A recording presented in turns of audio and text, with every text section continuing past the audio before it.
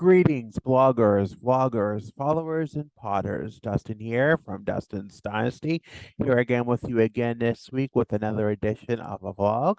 We're on number 209, I believe, and today we're going to talk about social communication. Um, if somebody would meet me out in person, out in the real world, they would understand that I could very much communicate and very much pass as a neurotypical person. But even being autistic and being a man in his mid 30s or late 30s, wherever, kind of on that fringe point right now, but understanding that, I don't always understand and can read people or understand, communication or effective communication in a way that many take for granted. Um, you know, you have to remember that I came from the dark ages of autism about 20 years ago when I got my diagnosis. 20, I think it's going to be 25 here next year. And so until I had that diagnosis, there were many instances I can remember growing up that were very skewed and thought, and sometimes I was very blunt about things, but that's a typical autistic feature that we kind of want to picture ourselves. And I did run the gamut of diagnoses throughout my school years. But now we're talking into adulthood, and we do things in life that we kind of don't know that we do until we're in our 30s. And maybe it's taken me all this time to figure it out, to understand, that there is a construct, there is a social construct, there's a way we communicate, there's barriers we sometimes, as artistic individuals such as myself, have to learn to build and put up so that, I don't, let too much of what I'm really thinking out into the world for consumption, and it may be consumed in a way that is not not appropriate, or maybe taken the wrong way and maybe skewed. It just maybe be taken, in the wrong way and maybe not constructed as what it really meant. And sometimes we're very good at saying what we mean as an autistic person, but it's just it take when it's given to somebody in a literal form, it can make them feel abrasive and upset. And the truth sometimes hurts people, as it does with me too. But we have to see the whole picture in the situation sometimes, and that can be difficult. So social communication is kind of like a redundant term, but it requires, the ability to share in an appropriate manner, what you feel, and what you also to understand and respond to others. So because somebody tells you something, it necessarily doesn't mean that, you have to take it for face value. And that is something even in my late 30s as an autistic man I struggle with. Taking something we as autistic people, we often want to take things literally. We often want to, think that's the only way that it's to think. It's the problem, it's the problem, it's the problem. But we don't see the whole picture in the situation sometimes.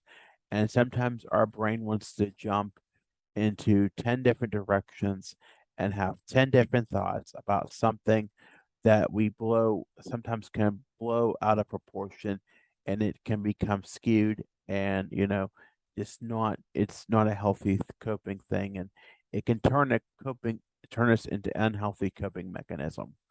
It's challenging for autistic people to go out into the world and communicate with others is a very challenging thing. People think today at the age of 37, I communicate very well. Well, I do communicate very well. I can communicate what I say. And sometimes if I'm not properly techniqued, or properly not thinking about what I want to say, what words I want to express as an autistic man, it can be very difficult. It can come across as abrasive, blunt, difficult, or unwanted. Likewise, when somebody does that to me, I often can take it very personally and very seriously. This can, as I said before, this can very well, uh, you know, make me think that's the only way to think and not see the whole picture behind a situation and not seeing not being able to see the whole picture behind the communication that is said to me can be very challenging at times. And we only want to think as an artist, as myself. I often want to think in the negative uh, demeanor of the thing.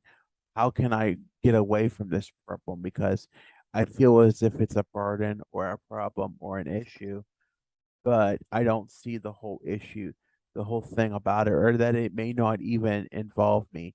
And that too is another factor, not understanding that sometimes things are said to you that don't even have a merit for you to worry about or understand or go through in life. And you sometimes you have to focus on yourself and being you and working on what's communication that you as an individual have to share that is appropriate just for your getting your needs across and making your needs known, and not what you think about something or what you want to express your feeling or your opinion um, about something. It could be very challenging to have to deal with that, and I've dealt with it in many instances where communication has been spread. It can be hurtful sometimes to have things told about yourself or things told about something that affects you, but you just can't express. You can't express because you feel that you're part of the problem too if you say something, and you if you say it, then you just make it worse. Sometimes that's difficult as well, in many aspects, where it can be challenging. The world is a very challenging place sometimes, and we don't see how just something as simple as communicating in a hello goodbye fashion can sometimes be taken out of context, or we're unable as autistic people to read and understand how that person is feeling towards us, or how they want to care about us, or how they're feeling, or what their gripes are of that day, and they're trying not they we can't understand it. Really, they're out to get us, or maybe they don't how they feel about ourselves is a very challenging thing too. It's just very challenging. And then sometimes you just don't know how people in a conundrum of what you think is really somebody who's really trying to be your friend, and they're being snide about it in a way. They're passing it as if they want to be a good person, but then in other constructives or other ways of thinking, they're just making other elements of your connection worse by making other things worse, or making other elements of it worse, and you don't know it, and then sometimes you feel hurt by that. Sometimes it's hard to read people for what they truly feel, or what they truly uh you know what they're truly thinking, or what their real true stance on things are, or why they do the things they do. It's very difficult at times to get a full read on somebody. It's just very challenging. It makes it challenging for me because I just don't, I don't know what to think, what to say, what to do all the time, because sometimes you never know what that other person's going to say or do or think to other people. And running the social gauntlet a lot of times is very challenging. It's very taxing. It's very exhausting. And at the end of the day, that is probably one of the reasons when we talk about going to school or going to work or going to a program, why that that downtime is needed so much, because we have so much going through our brains, of what what the world what is being passed to us, and what we have to thought process and thought block and thought, and filter, and what do we share? What don't we share? It's all very challenging to us, and it's very we try our best as autistic people to try to manage to pass as neurotypical, and that's where we come in with the masking as a neurotypical individual because we can't just say what we want. We just can't say what or do in many places. Sometimes we and that's, I think one of the greatest things that I think I have for accommodations is the use of headphones and ear defenders because you have to filter out all that negative connotation, all that negative energy, all any kind of energy, really.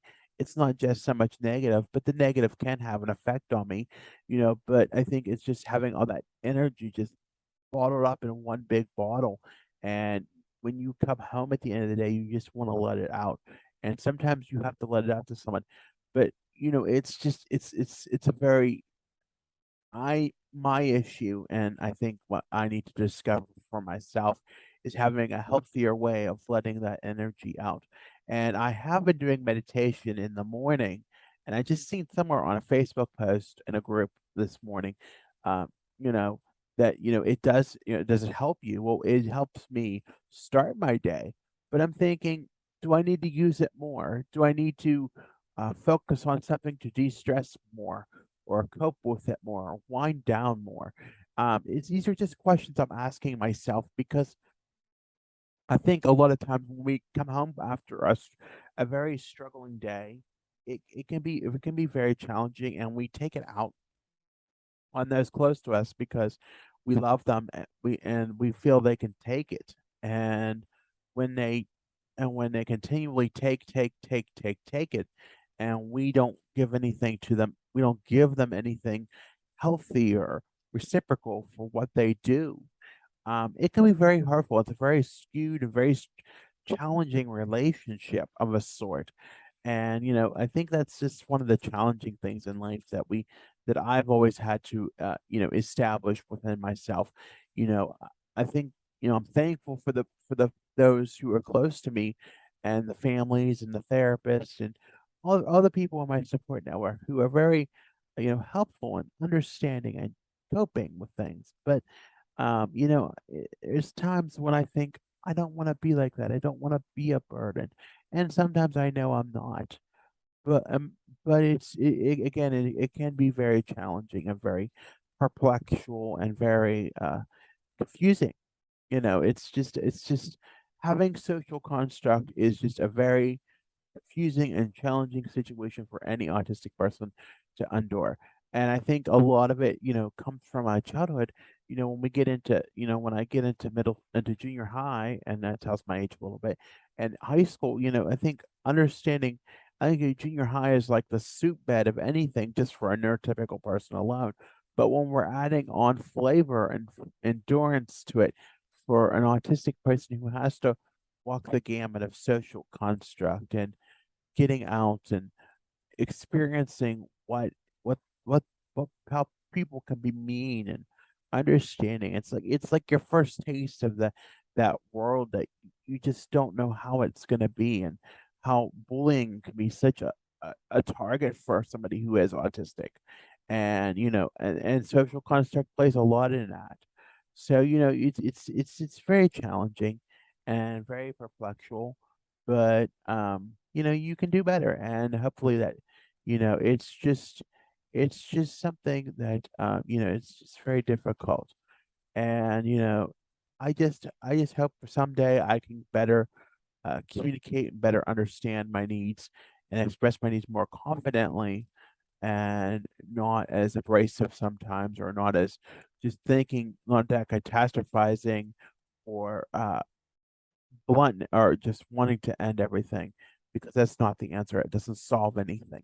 It doesn't make anything better, in per se. I think just understanding those communicative challenges is just one solver in the big problem of the world.